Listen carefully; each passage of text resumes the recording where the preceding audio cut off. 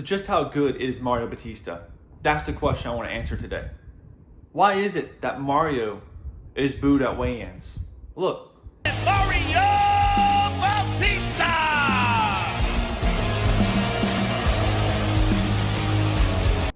Why is it that Mario is booed at press conferences? Fresh off a victory over the legend Jose Aldo, he's determined to earn his shot at gold. Well, really what it comes down to, and it's the only answer that can be, is that people are only and purely focusing on his last performance against Jose Aldo. Yeah, that performance wasn't great. He held the clinch for a while. It was boring, right? Marab did a very similar tactic, mind you, to Jose Aldo. Jose Aldo did the yawn when he was there, right? And Jose Aldo's looked sharp, mind you, in his late 30s. I mean, his last fight, the fight he retired on, I think he won that fight. He looked fantastic in that fight. This is not somebody that you are taking lightly. This is Jose Aldo. This is the featherweight GOAT, right? We're talking about the best featherweight of all time. So when we think about Mario, we have to ignore everything else. I mean, the man didn't even get a post-fight interview. But let's look at his performance, though. Let's check that first. Let's make sure. Let's see if he deserved a post-fight interview. I guess that's the thing now. We got to deserve them. Let's look at his stats for this fight. So he had 173 significant strikes. Keep in mind, this is the most significant strikes out of any fighter at UFC 316. The most significant strikes. He had 96 to the body, 58 to the 96 to the head, 58 to the body, 19 to the legs. I mean, look at Patchy Mix's body. The whole thing is practically red. The dude got pieced apart. He got absolutely pieced up. Patchy said he was going to, he wasn't even going to run through him. He was looking through him. He's looking through Mario. Of course, Mario is not doesn't have a big personality. Probably something else that hurts him. You know, MMA world, you gotta promote yourself somehow. But you would think that having a 7-fight win streak, beating Ricky Simon, Damon Blackshear, Jose Aldo, you think that'd be enough to get some attention without a personality. But you know, that Jose Aldo fight, gotta remember that. That's really what matters. It's that last performance. Forget the fact that he's on a four-year win streak, I think it is. I don't think he's lost in 4 years, if I'm not mistaken. Let's look at it. Let's look at his resume. He's 10-2 in the UFC. He was 2-0 in the LFA. Of course, he just beat Patchy Mix. Beat Jose Aldo. Mind you, it was a relatively poor performance compared to what we usually see from Mario. I admit that, of course. Beat Damon Blackshear. And then after that, you don't have too many people that's all too notable. But regardless, we have someone here who is being dominant. They're dominating in the UFC. 10-2. They're dominating. Let's go to maybe he's not exciting, right? He goes to too many decisions. Well, let's look at his other part of his resume. What does his statistics look like? He's now 16-2, 3 knockouts, six submissions, and of course 7 decisions. So that's over half of his wins are by finish. And it's not just one-dimensional. He's not a specialist here. He's not just going to be striking the whole time or taking someone down and holding them there. No, that's not what Mario's doing. Mario has submissions. He has knockouts. His performance, mixing it up to the body, to the legs, to the head, the volume, the volume of his performance, the over 50% finish rate, it makes for a fan favorite, really. He's never pulled out of a fight. Actually, he's pulled out of 2 fights. If you look at the 2 fights he's pulled out of, once because he had COVID. Obviously, that's rightly so. You can't help that during the pandemic. He pulls out of a fight. And because he signed to the UFC. So, there it is. Someone who's never pulled out of a fight, realistically speaking, you're in a damn epidemic. What do you expect? You're going to catch COVID when you're training still with other people. Part of it, but no injuries, right? That's the stuff that we really frown upon. You could say in the MMA world, too many injuries, frequent injuries, or whatever. Not feeling 100%. That's not Mario. But hey, that Jose Aldo performance, just too much. We can't look past it. Just too much. So how good is Mario Bautista? He's ranked 7th now in the division. But are people going to think I'm crazy for saying I think he could be a future champion? Maybe not anymore. But when you have this guy at this level of talent being a plus 180 against Patchy Mix, I mean, something's going on. I mean, we're overlooking somebody massively. We don't need to give this guy a post-fight interview. He's on a 7-fight win streak, hasn't lost in 4 years, hasn't put out a fight. And we're thinking, well, maybe he deserves to call out somebody. Just maybe. It's not like he's top 10 or anything, right? No. Is that what you get for having a poor performance? Still winning, but a poor performance, a boring performance in the UFC? You know, that's something larger. I mean, it's like we're treating the UFC almost like getting a contender series now. That if it's not exciting enough, you don't get a contract. If it's not exciting enough, you don't get to, post-fight interview? Maybe it's not that. Maybe it's just a freak accident and just mishap. That's fine. But the level of disrespect he's getting and the lack of attention. I mean, you go to any Instagram post leading up to this fight. What do you see?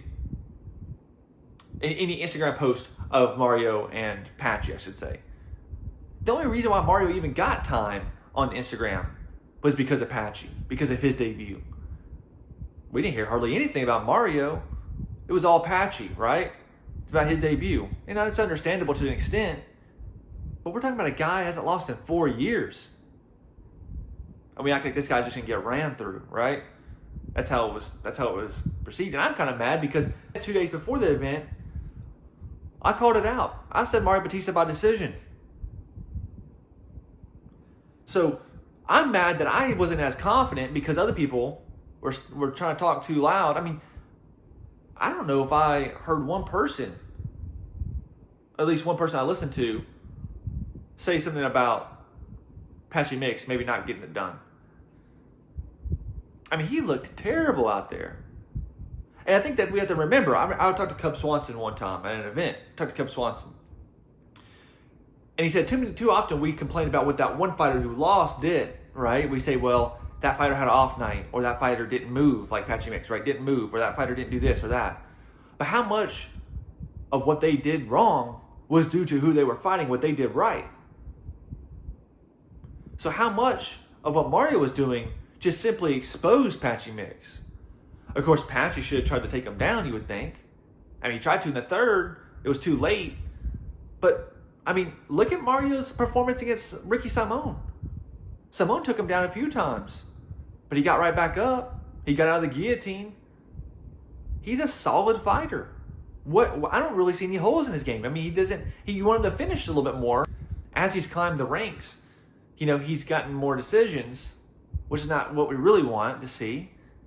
But that's part of it. I mean, he was in no danger against Patchy Mix.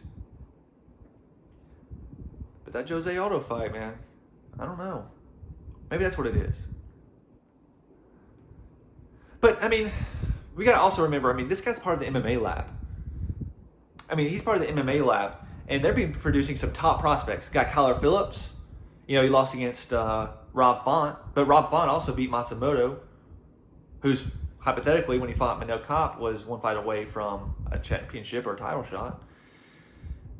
I mean, Rob Fonts looks sharp, very similar to Jose Aldo, right? Rob Fonts looks sharp, and if Rosas Jr. would have filled in at the Seattle card, Rob Font would have pieced him up, hands down. Everyone knows that. Now, you have Sean O'Malley. You have Benson Henderson. You have, who else is there? You have Jared Cannonier. You have someone else I like. I saw him fight at the Apex, Jose Delgado. That guy's massive. I mean, he looks fantastic against Connor Matthews, his last fight. Marcus McGee's getting to fight Piotr Jan. And a lot of people forget about Marcus. I mean, look at Marcus's striking. I mean, look at Kyler Phillips striking. And what do these two have in common, along with Jose Delgado and Mario Bautista? Their striking looks fantastic. I mean, it looks pristine. They go to the body. They mix it up. They have finishing ability. I mean, these guys are no slouches. I mean, these guys really are next level. I mean, they're producing some of the best talent in MMA right now. Did I mention Sean O'Malley? I'm pretty sure I did. Jared Cannonier. I mean, Marcus McGee and Kyler Phillips, people may not be as aware of, right? Especially considering Kyler Phillips lost his last matchup. But Marcus McGee, a lot of people were complaining about Marcus McGee getting a shot against Piotr Jan. And of course, mind you, Peter should have been fighting Sean O'Malley to determine the title eliminator, of course. Obviously, that didn't happen, as we know. But Marcus McGee also looks fantastic on the feet. So, he's part of an incredible gym. Mind you, this is just the striking we're talking about in this instance. His head coach, Jim Crouch, he's a pioneer of the sport. I mean, Jim Crouch worked with Royce Gracie in '93 when they were first coming through the UFC. He helped coach Royce. So we know that he has a great jiu-jitsu coach. We know he has a great foundational skills in jiu-jitsu.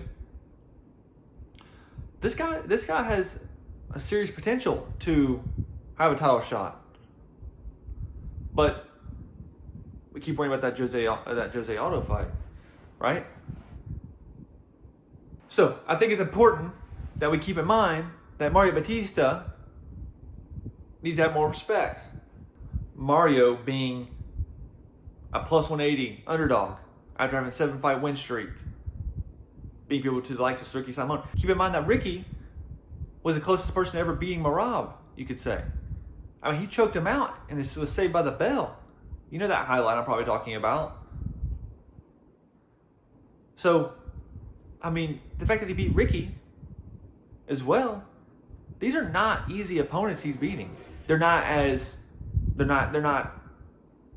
outside of Jose Aldo, they're not names that you're going to write home about.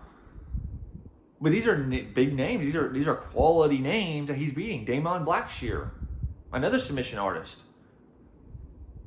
beat him pretty handedly. So I think that it's time that we start thinking about Mario Bautista in a different way. Maybe people will start realizing it. Maybe people will start putting some respect on his name. Maybe they'll start giving him post-fight interviews so he can call out fighters. He's an incredibly exciting fighter. I mean, I've been watching him since, I'm pretty sure, 2023. His first match against Damon Blackshear. So we have to start putting more respect, focusing on not his last performance prior to this one, Jose Aldo. Don't allow that to skew our vision, to blind us to who Mario really is. Because Mario has serious potential, and we need to be more aware of that.